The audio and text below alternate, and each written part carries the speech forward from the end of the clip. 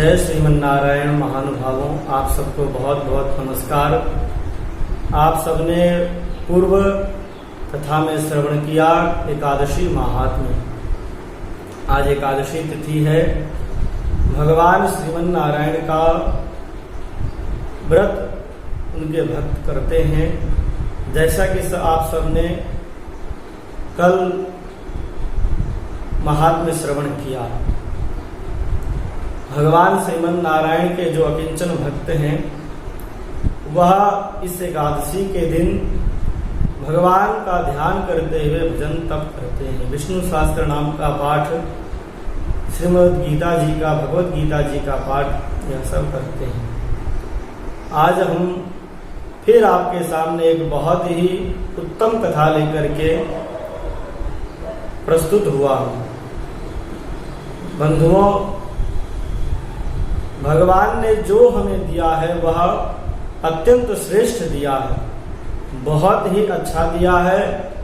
श्रेष्ठ से श्रेष्ठतम एवं उत्तम से सर्वोत्तम चीज दिया भगवान ने। भगवान ने हमें जिस प्रकार से बनाया है बहुत ही अच्छा बनाया है। संसार में लोगों को यह कष्ट होता है कि भगवान ने हमें ऐसा क्यों बनाया, उसको कितना अच्छा बनाया, उसके पास ये है हमारे पास ये नहीं है, मैं बड़ा हूं मैं छोटा हूं, तमाम भगवान से शिकायतें होती है। लेकिन आप अवश्य इस कथा को सुन करके आप समझ जाएंगे कि भगवान ने जो दिया वो सही दिया। भगवान से कोई शिकायत नहीं रहेगी आपकी आज की कथा श्रवण करने से। बंधुओं, एक राजा थे और उनके राज्य में सभी बहुत प्रसन्न रहते थे। नित्य ही वह शिकार करने के लिए वन में जाया करते थे। राज परंपरा रही है, शिकार करने के लिए वन में जाया करते थे। एक बार शिकार करके आए और बैठे थे राज्यसभा में, सभी मंत्रीगण बैठे हुए थे। तो महाराज ने कहा कि मंत्री से, अपने मंत्री से कहा कि मंत्री जी देखिए मेरे तो एक उंगली कटी हुई है। मंत्री जी ने कहा कि प्रभु महाराज, भगवान जो करते हैं अच्छा करते हैं। भगवान ने अगर आपको अंगहीन किया, आधी कटी उंगली बनाया है तो वह भी अच्छा बनाया है। भगवान ने यदि आपकी आधी कटी उंगली ही बनाई तो बहुत अच्छी बनाई है। तो राजा नाराज हो गए, मेरा मजाक उड़ाता है, मेरा उपहास उड़ाता है। तत्काल आदेश दिया सिपाहियों को, इनको बंदी घर में बंद कर दो। सिपाही ले गए, उनको मंत्री जी को बंद कर दिए। मंत्री जी तो धार्मिक प्रवृत्ति के थे, उनको तो भगवान ही नजर आते थे हर जगह। वहां भी भजन पूजन करने लग गए। महाराज शिकार खेलने के लिए राजा फिर दूसरे दिन गए। जब शिकार खेलने के लिए महाराज गए तो वहां पर सिपाही उनसे अलग हो गए। सिपाही अलग हो गए, सेना अलग हो गई और जितने लोग अंगरक्षक थे सब अलग हो गए। महाराज अकेले हो गए। अब क्या हुआ कि बहुत सारे लोग, कोई मन्नत किए थे कि यह मेरा हो जाएगा तो मैं आपको बलि दूंगा देवता से। तो अपने देवता के लिए बलि खोजने के लिए वह वन में आए थे।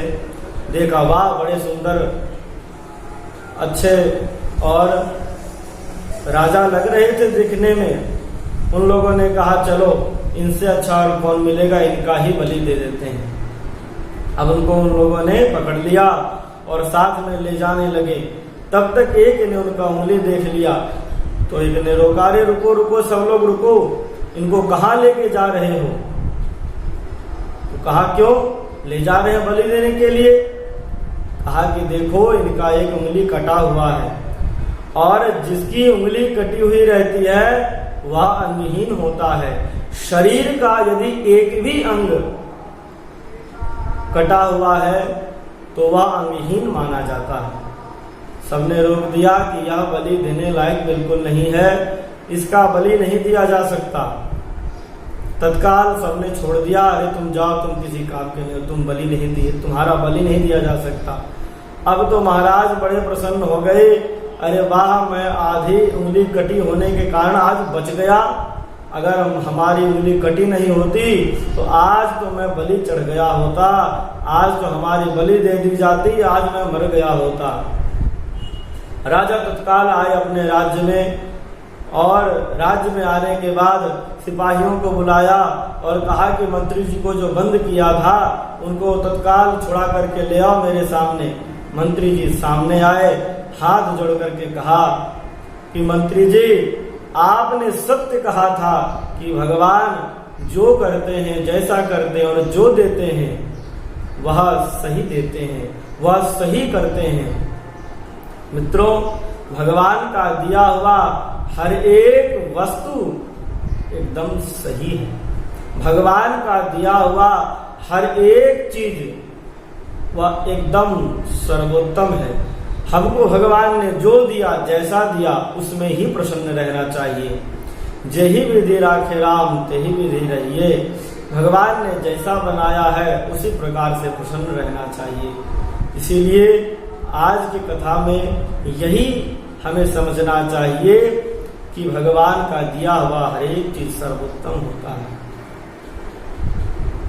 मैं आशा करता हूं आप सबसे कि आप अवश्य ही इस कथा से सुंदर शिक्षा प्राप्त करेंगे एवं अपने जीवन में जो समस्या है उस समस्या को हंसते हुए पार करेंगे और प्रसन्नता पूर्वक अपना जीवन व्यतीत करेंगे। जय श्रीमन नारायण। मैं आप सबके सामने फिर एक बहुत ही सुंदर एवं उपयोगी कथा लेकर के प्रस्तुत होऊंगा।